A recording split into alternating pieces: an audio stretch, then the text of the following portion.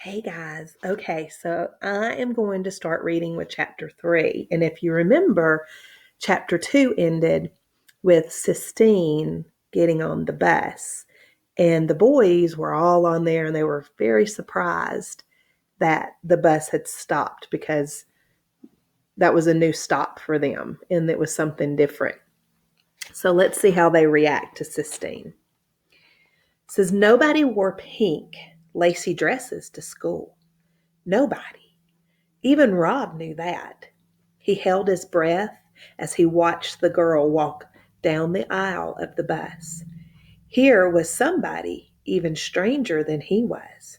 He was sure. Hey, Norton called. This is a school bus.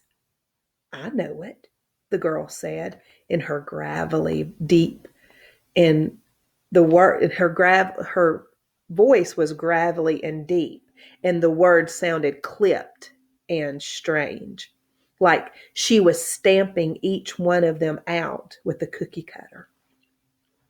You're all dressed up to go to a party, Billy said. This ain't the party bus. He elbowed Rob in the ribs. Ha! Norton laughed. He gave Rob a friendly thud on the head. The girl stood in the center of the aisle, swaying with the movement of the bus. She stared at them. It's not my fault you don't have good clothes, she said finally. She sat down and put her back to them.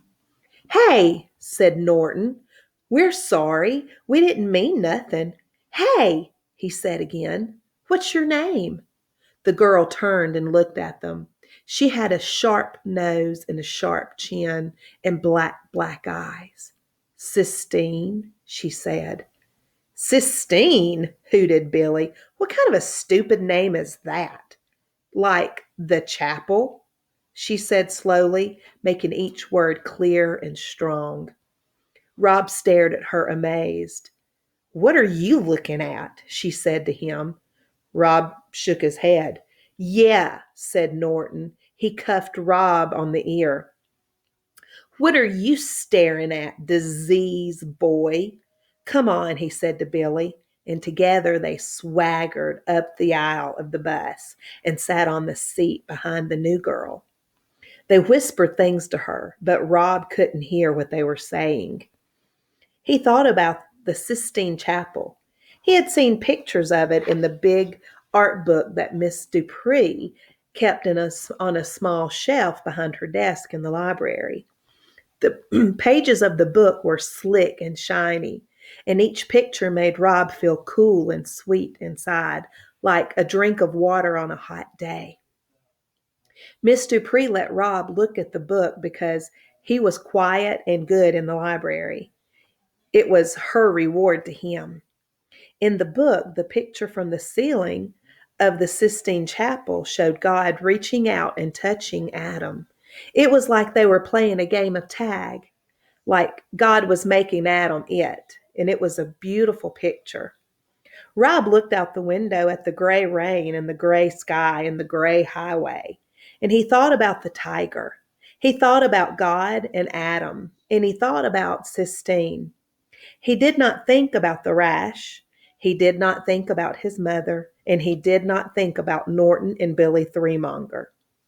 He kept the suitcase closed. Sistine was in Rob's sixth grade homeroom class. Mrs. Soames made her stand up and introduce herself. My name, she said in her gravelly voice, is Sistine Bailey. She stood in the front of the room in her pink dress, and all the kids stared at her with their open mouths as if she had just stepped off of a spaceship from another planet. Rob looked down at his desk, and he knew not to stare at her. She started working on he started drawing. Hello. He started working on a drawing of the tiger. What a lovely name, said Mrs. Soames. Thank you, said Sistine. Patrice Wilkins, who sat in front of Rob, snorted and then giggled and then covered her mouth. I'm from Philadelphia, Pennsylvania, Sistine said, home of the Liberty Bell. and I hate the South because the people in it are ignorant. And I am not staying here in Lister. My father is going to come and get me next week." She looked around the room defiantly. "Well," said Mrs. Soames, "thank you very much for introducing yourself, Sistine Bailey. You may take your seat before you put your foot in your mouth any further." The whole class laughed at that. Rob looked up at just as Sistine sat down. She glared at him, and then she stuck her tongue out at him. Him! He shook his head and went straight back to his drawing. He sketched out the tiger, but what he wanted to do was whittle it in wood. His mother had shown him how to take a piece of wood and make it come to life. She taught him when she was sick. He sat on the edge of the bed and watched her tiny hands closely. "Don't jiggle that bed," his father said. "Your mama's in a lot of pain." "He ain't hurting me, Robert," his mother said. "Don't get all tired out with that wood," his father said. "It's all right," said his mother. "I'm just teaching Rob some things I know." But she said she just didn't have to teach him much. His mother told him he already knew what to do. His hands knew. That's what she said. "Rob," said the teacher, "I need you to go to the principal's office." Rob didn't hear her. He was working on the tiger, trying to remember what his eyes looked like.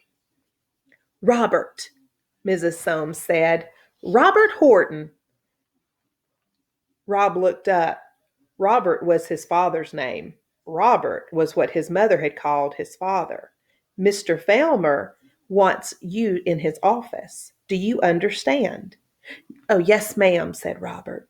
He got up and took his picture of the tiger and folded it and put it in his back pocket of his shorts. On his way out of the classroom, Jason Utmeyer tripped him and said, "See you later." And Sistine looked up at him with her tiny black eyes, and she shot him a look of pure hate. Chapter 5. The principal's office was small and dark and smelled like pipe tobacco. The secretary looked up at Rob when he walked in. "Go right on back," she said, nodding her big blonde head of hair. "He's waiting for you." "Rob," said Mr. Felmer when Rob stepped into the office. "Yes, sir," said Rob. "Have a seat," Mr. Felmer said, waving his hand at the orange plastic chair in the front of his desk. Rob sat down. Mr. Felmer cleared his throat, and he patted the piece of hair that was combed over his bald head. "Rob, we're a bit worried," he finally said. Rob nodded. This was how Mr. Felmer began all of his talks with Rob. He was always worried that Rob did not interact with all the other students, worried that he did not communicate, worried that he wasn't doing well in any way at school. "Well, it's about your legs. Yes, your legs. Have you been putting that medicine on them?" "Yes, sir," said Rob. He didn't look up at Mr. Felmer. He stared instead at the panel wall behind the principal's head. It was covered with an astonishing array of framed pieces of paper, certificates and diplomas and thank you letters. "May I, look?" asked Mr. Felmer. He got up from his chair and came halfway around his desk and stared at Rob's legs. "Well, sir," he said after a minute. He went back to his desk and he sat down and he folded his hands together and he cracked his knuckles. He cleared his throat. "Here's the situation, Rob. Some of the parents, I won't mention any names, are worried that you've got there might be contagious. Contagious means something that the other students could possibly catch." Mr. Felmer cleared his throat again and he stared at Rob. "Tell me the truth, son," he said. "Have you been using that medicine? The stuff that the doctor in Jacksonville gave you? Have you been putting that on?" Yes, sir, said Rob. Well, said Mr. Felmer, let me tell you what I think. Let me be upfront and honest with you. I think it might be a good idea if you just stay home for a few days. What we'll do is just give that old medicine more of a chance to kick in. Let it start working its magic on you. And then we'll have you come back to school when your legs have cleared up. What do you think about that plan? Rob stared down at his legs. He felt the picture of the tiger burning in his pocket. He concentrated on keeping his heart from singing out loud with joy. Yes, sir, he said slowly. That would be all right. That's right, said Mr. Felmer. I thought you would think it was a good plan. I'll tell you what I'll do. I'll just write your parents, your father, a note and tell him what's what. And he can give me a call if he wants, and we can talk about it. Yes, sir, said Rob again. He kept his head down. He was afraid to look up. Mr. Felmer cleared his throat and scratched his head and adjusted the piece of hair, and then he started to write. When he was done, he handed the note to Rob. Rob took it, and when he was outside the principal's office, he folded the piece of paper up carefully and put it in his back pocket with the drawing of the tiger. And then finally he smiled. He smiled because he knew something Mr. Felmer did not know. He knew that his leg would never clear up. He was free. This is chapter 6. Rob floated through the rest of the morning. He went to math class and civics and science, his heart light and with and buoyed about by the knowledge that he would never have to come back. After lunch, he sat out on the bench by the breezeway. He did not go into the lunchroom. Norton and Billy Threemonger were there. And nothing had tasted good to him since his mother died, especially not the food at the school. It was the worst food. It was even worse than what his father cooked. He sat on the bench and unfolded his drawing of the tiger, and his finger itched to start making it into wood. He was sitting like that, swinging his legs and studying his drawing, when he heard shouting and high-pitched buzz of excitement, like crickets, that the kids made when something was happening. He stayed where he was, and in a minute, the faded red double doors of the lunchroom swung open, and Sistine Bailey came marching through them, her head held high. Behind her, a whole group of kids. And just when Sistine noticed Rob sitting there on the bench, one of the kids threw something at her. Rob couldn't tell what it was, but it hit her, whatever it was. Run! He wanted to yell at her. Hurry up and run!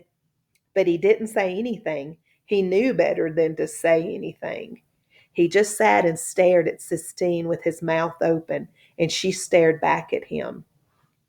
Then she turned and walked back into the group of kids like somebody walking into deep water.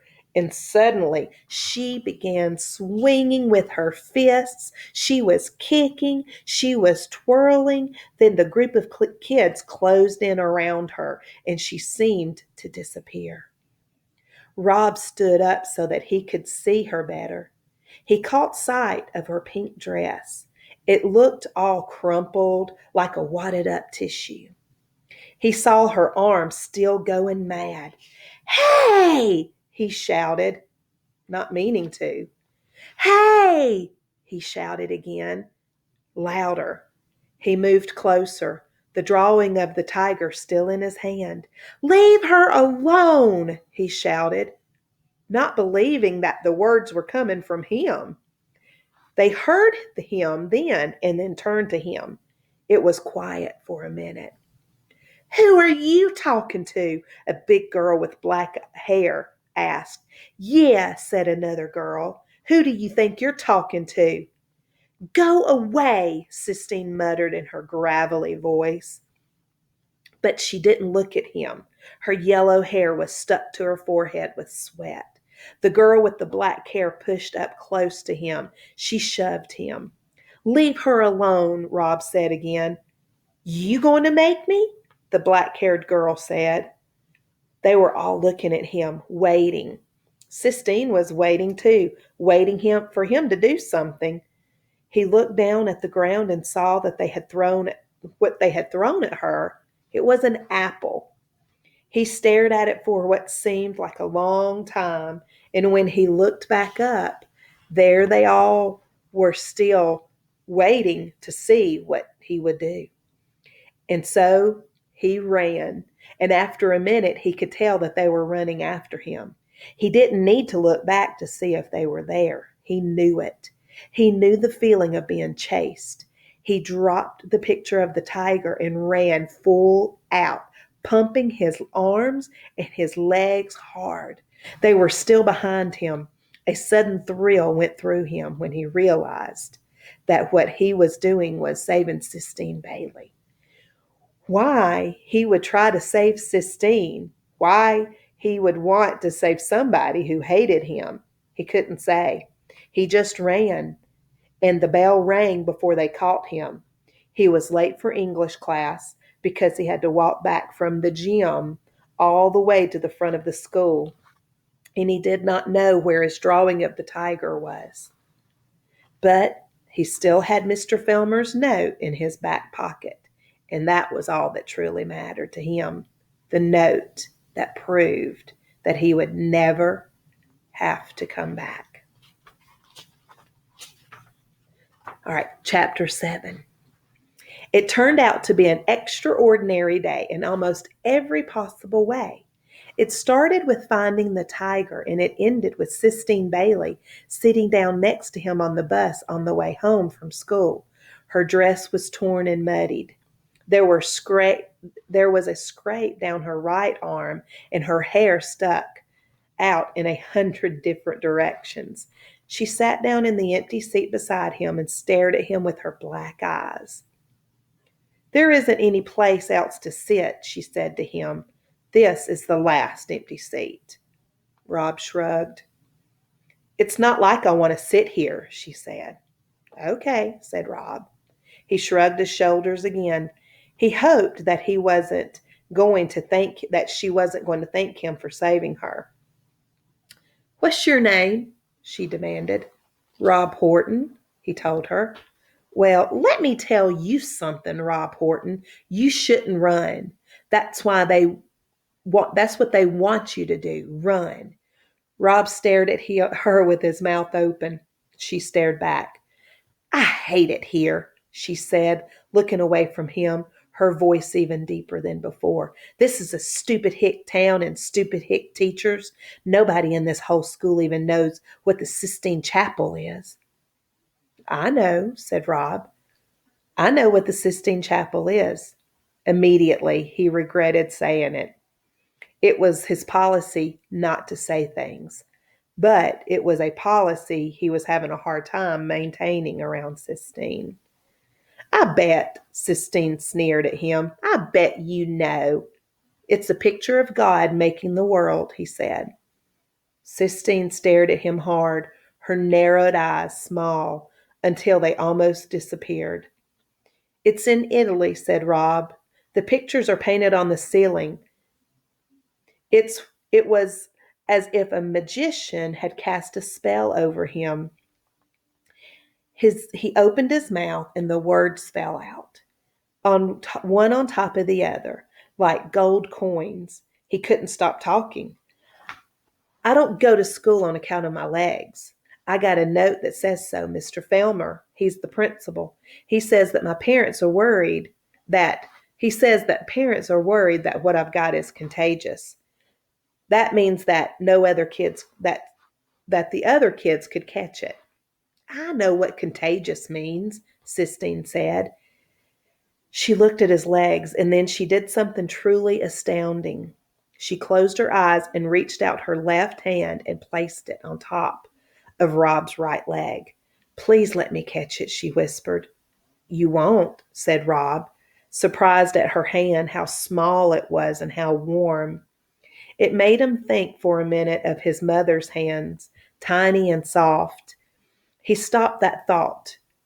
It ain't contagious, he told her.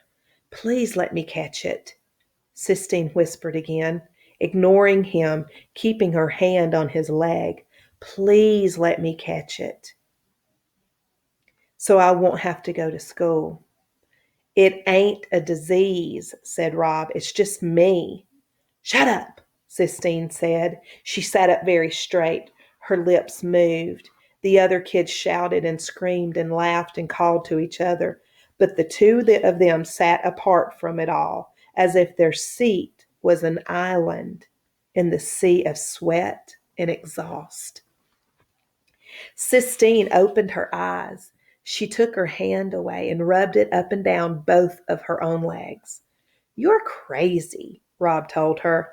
Where do you live? Sistine asked, still rubbing her hands on her legs. In the motel, in the Kentucky Star.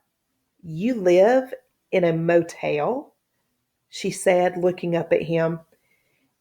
It ain't permanent, he told her. It's just until we can get back on our feet.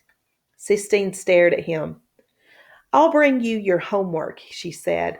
I'll bring it to you at the motel. I don't want my homework, he told her.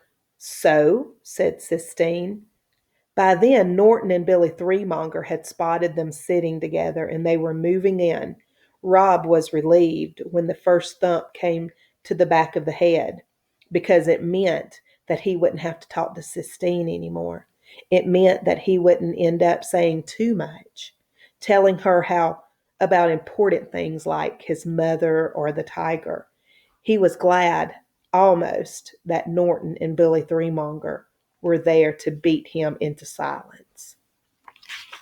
Okay, so we're going to stop at chapter 8, and I will read some more chapters tomorrow night.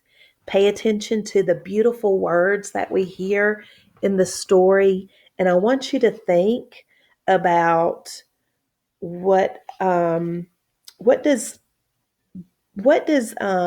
Rob mean when he talks about not having those non-thoughts. Let's see. Let me go back.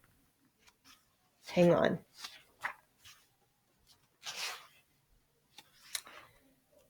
Blah, blah, blah, blah, blah. Hang on.